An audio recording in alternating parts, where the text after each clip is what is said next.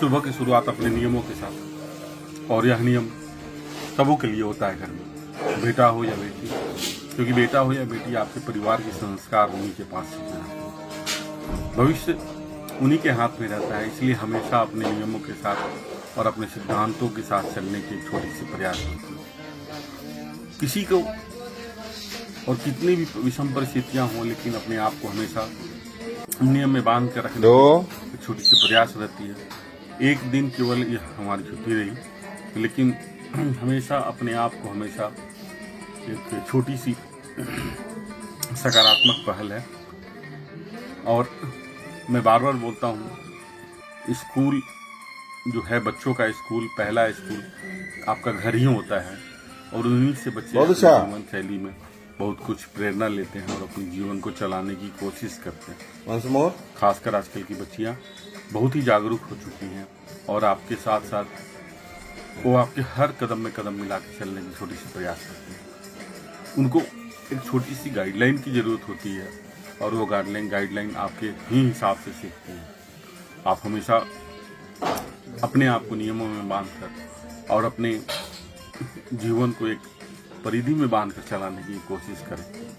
ये छोटी सी प्रयास रहती है अपने सुबह में कम से कम शरीर को समय देने के लिए, लेकिन केवल अपने शरीर को समय देने की जरूरत नहीं होती। आपको माहौल बनाना पड़ेगा घर में जिसमें सारे लोग उसके प्रति जागरूक हों और सब लोग उसके प्रति नियमों के साथ बनकर चलने की कोशिश करें। जिन्हें शरीर को जितना ही शिथिल छोड़ देंगे ना, शरीर उतना ही अपना आराम में चला जाता है। अगर आपको स्वस्थ रहना है तो अपने शरीर को समय, अपने संबंधों को समय देने की जरूरत होती है।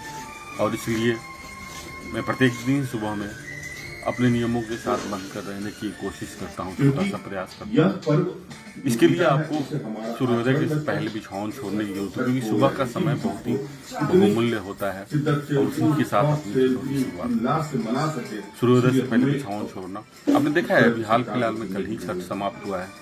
सूर्य की अर्घ सूर्योदय के समय ही दी जाती है, बाद में देना हमारे सनातन संस्कृति में स्वीकार नहीं है। बेशक आप अपने मानसिक स्थिति के अनुसार से, अपनी सहूलियत के हिसाब से आप अपने समय देकर अपने को संतुष्ट करते हैं, लेकिन मानसिक संतुष्टि तो बहुत जरूरी है, लेकिन उसके साथ साथ नियमों का पालन करना भी उतना ही आवश्यक है जितना आप छठ में नियमों के साथ जुड़कर रहते हैं।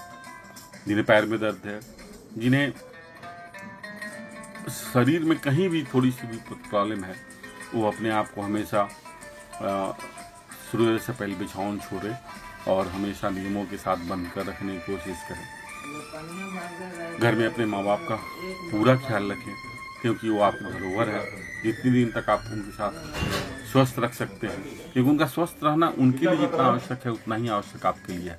जी मैं बोलता हूँ, जिन्हें बोलने में प्रॉब्लम होती है, जिन्हें बोलने में असुविधा होती है, उनके लिए ये बहुत ही अच्छा एक्सरसाइज है, क्योंकि जीभ का बहुत बड़ा महत्व होता है बोलने में, खाने में, या किसी भी कार्यशैली को। शरीर का कोई भी अंग बहुत बहुमूल्य होता है। जिस तरह शरीर का सारा अंग बहुमूल्य होता है, उसी तरह परिवार के सारे सदस्य बहुत बहुमूल्य होते हैं। इस पर जरूर विचार करेंगे।